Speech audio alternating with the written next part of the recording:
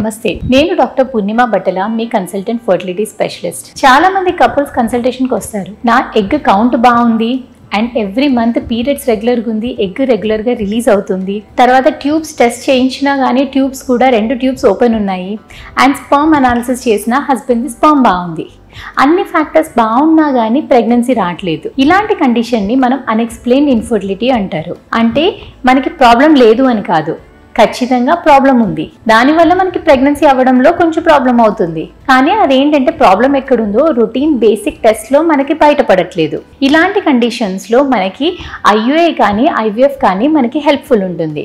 IUI పద్ధతిలో మనము వైఫ్కి నెలలో ఎప్పుడు ఎగ్ రిలీజ్ అవుతుందో ఫాలిక్యులర్ స్కాన్స్ తోటి చెక్ చేసుకొని ఎగ్ రిలీజ్ అయిన రోజు హస్బెండ్ స్పర్మ్ని బయట వాష్ చేసేసి ఓన్లీ మంచి మొటైల్ స్పర్మ్స్, మంచి కదలిక ఉన్న హెల్దీ స్పర్మ్స్ని వైఫ్ గర్భసంచిలో వేస్తాము.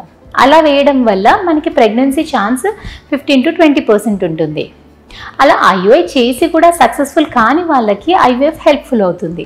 ఎందుకంటే మనకి అన్ఎక్స్ప్లెయిన్డ్ ఇన్ఫర్టిలిటీ కండిషన్స్లో నెల స్కాన్ చేస్తే అందులో ఫాలికల్ కనబడుతుంది, కానీ దాంట్లో ఎగ్ ఉందో లేదో తెలీదు అండ్ ఎగ్ క్వాలిటీ ఎలా ఉందో తెలీదు.